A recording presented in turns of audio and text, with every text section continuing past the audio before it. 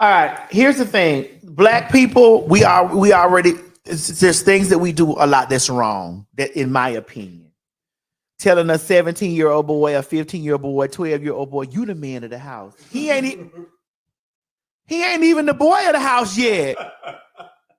He not even the boy of the house yet.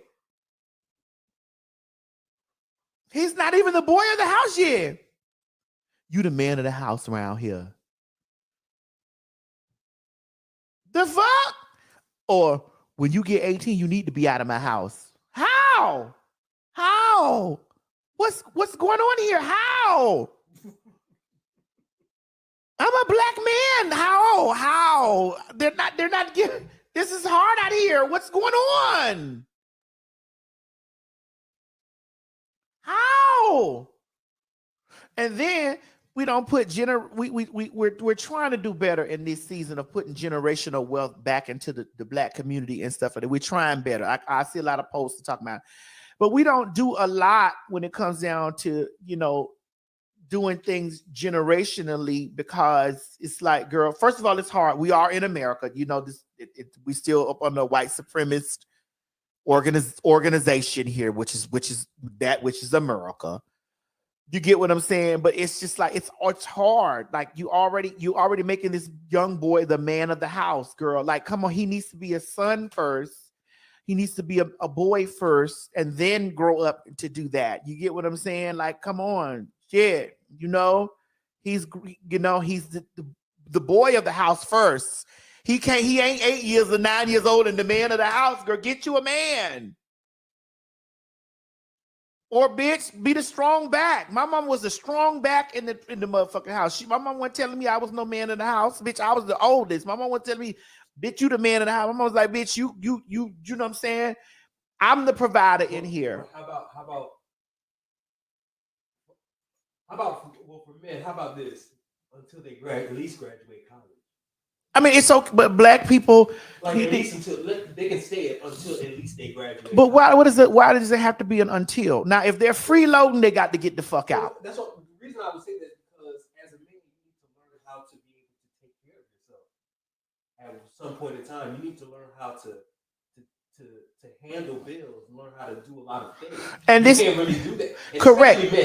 Especially men. If men are still living at home with their parents, they most likely taking the piss. Well, here's my thing with parents. Okay, parents, you need to sit down with your kids while you paying your bills. That's smart. You need to sit down with them while you in there on the phone. But a lot of you messy, and this ain't got nothing to do. I'm only talking, Maddie Ma. This not to y'all. This is to the messy bitches out there that ain't watching. A lot of you hoes got those past due bills on your counter, so you don't know. You need to leave this conversation right now, because you can't teach your kids nothing, bitch. You can't teach your kids nothing, bitch. But how to scam and fraud, bitch. Ooh, I ain't talking to you hoes that teach your kids how to scam and fraud, bitch. I'm talking to real bitches who sacrifice. What Mary said for pressure. I'm talking to real motherfucker who sacrifice, bitch. I'm not talking to you, you dumb. You's a dummy, bitch. I'm not talking to you. I'm talking to the people that pay their bills. That, you know what I'm saying? That even if you're doing a payment plan, sit down with your children. Sit down with them while you paying your bills. Sit down with them while you are at home, like building your home, like while you putting together a budget for the house or whatever. So this way, if you really want them to learn and move forward in the world, or want them to get out your house at the age of fucking 18, then you sit down with your kids and give them some type of roadmap. You feel me? And I need to say something else while I'm on the topic of doing things in the house. Life insurance is only $17 a month. If you ain't got no illness that's preventing you from if you don't have a pre-existing condition or illness that's preventing you from getting life insurance, girl, get you a $25,000 policy from Colonial Penn. No, Mo, get you a life insurance policy from Colonial Penn. Teach your kids, instill this into your kids. Don't have the burden of them making a family and they dying and people around here with the GoFundMe going or the donations and shit going or trying to get somebody else out in the street to pay for some shit for them when you need to teach them financial literacy. Sit down with them and map out life with them, because death is a part of life, and it will happen at some point. It's going to happen, whether it's expected or unexpected. It will happen. And so therefore, you need to be sitting down when you want your kids to get out into the world. I'm all right with this woman saying that her daughter could stay there till they 30. The daughter might be still absorbing, how do I make it and survive out here in the world? We're Black. It is already difficult for us as Black people to survive out in the world in a white world as it is, bitch. Then if you're a Black person that's coming from money or some type of situation, whatever. Just like I called my brother and told my brother the other day. Let me see these comments, Mo. I called my brother and I communicated with my brother the other day. I said, listen, and this was not the other day, but this was back. I told my brother, I said, all the money that I have, all the money, all the assets, all the stuff that I own, anything, whatever, that I have, should I pass away before you guys pass away, I want to make sure that it is left to y'all children. Now I give some to y'all, but I want to make sure that it's left to y'all children, because I want my nephews, my nieces, my folks that I'm kin to, I don't want them to have no hard ass struggle out in the world, like having a struggle come up. Because you get what I'm saying? We always be sitting around here on a struggle come up. On a struggle come up. You feel me? And I just don't feel like that, you know what I'm saying? I don't want that for my nephews. I don't want that for my niece. I don't want that for the generation that comes after me. I don't want that for them. And so, but this is why my shit already together, bitch. If I drop dead tomorrow, bitch, you best believe, bitch, it's gonna be a dubs flying all in the air, glass coffin and all this shit, because I've already got this shit in my will, my last will and testament, and already got money put to the side for that shit already. You get what I'm saying? You have to teach responsibility and stuff like that before you put your kids out in the world. And just telling them this and talking to them about this. What's in your nose, Mo? What's in there? Without you get what I'm saying? Sending them out into the world without them throwing this shit out, throwing your kids out there into the motherfucking world. Bitch, you should sit down with them. Don't tell them this. Don't tell them, boy, get over there and sit down. I'm on the phone paying these bills. No, bring him or her over there and sit down with you and pay bills with them. And pay bills with them so that they understand. You get what I'm saying? That this is what they have to do outside in the world. Understand that this is what they have to take. They have to take care of these businesses, this business out in the world. Bitch, when my auntie died in 2012, it was a whole situation that changed for me. It changed completely for me. That's the very first time that a fire was lit under me for me to get up and go take care of my last will and testament. My mama, I watched when my grandmother died, when my mother's mother died, my mother's mother passed away, and all her shit was already together. Her shit was already together. It was like money. She already had where her money was gonna go, to who, this and the other. It was all that other shit. We wasn't fighting over no money.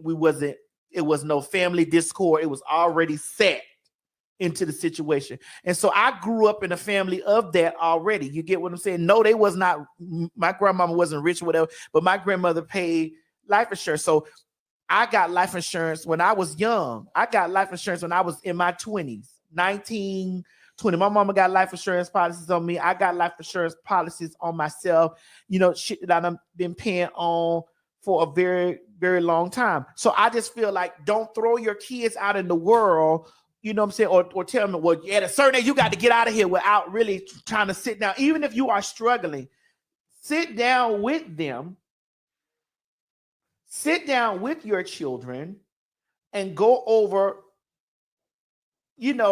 go over stuff. Even if you're having financial hardships or whatever, let your children see you do this and let them see how you work this out instead of them going out in the world being robbers and thieves and all this type of shit, scammers and all this kind of shit out there in the world because I got to make it, man.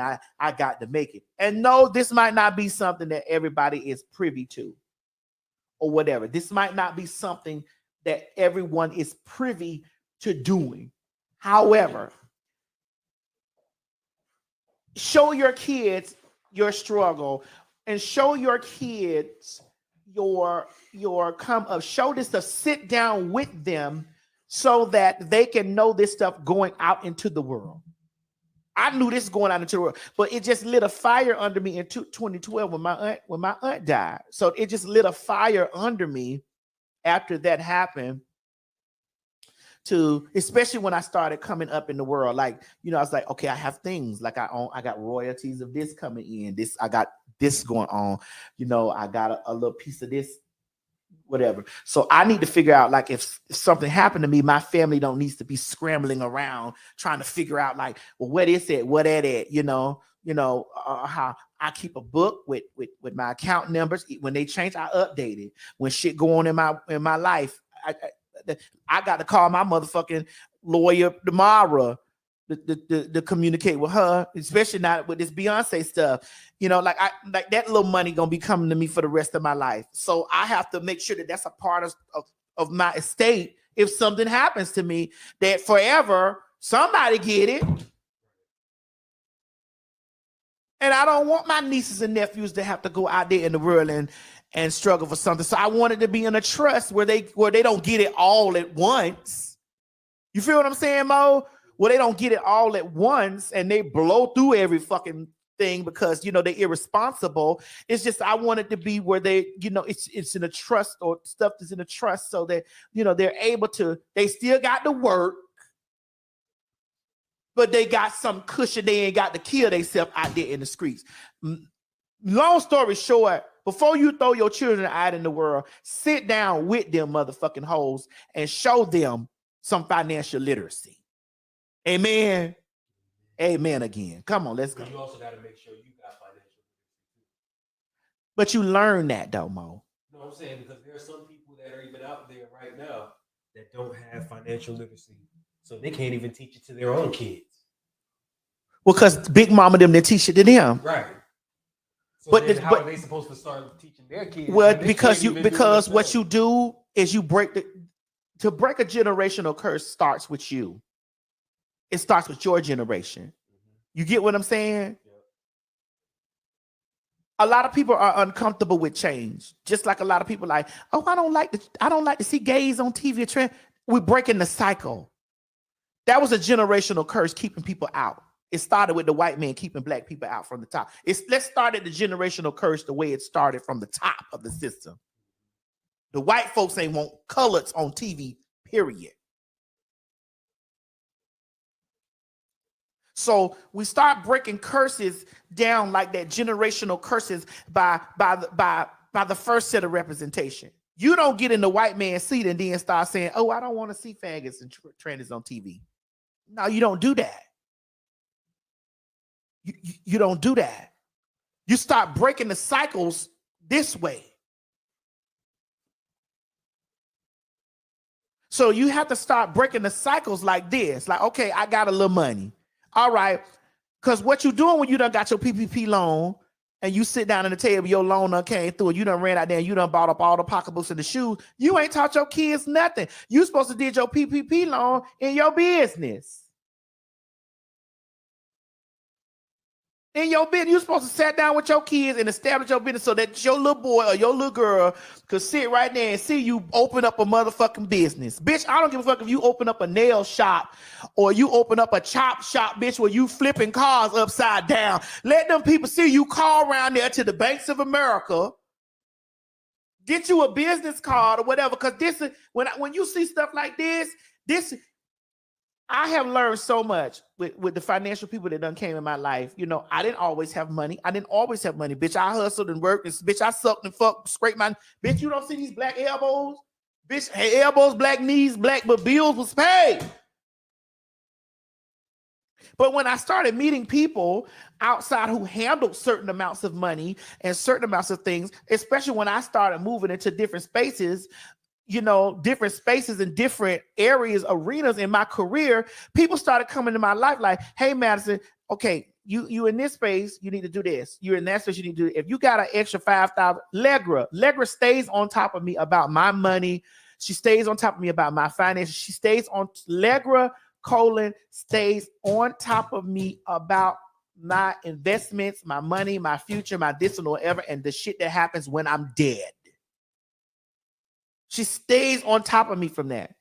Madison, you're a star. Don't waste all your money. Don't spend all your money up doing this. Your money come into this. Put your money in this. If you got $200,000-$300,000 in the bank, $500,000 in the bank, $1 million in the bank, it ain't doing nothing for you. Make your money make money for you.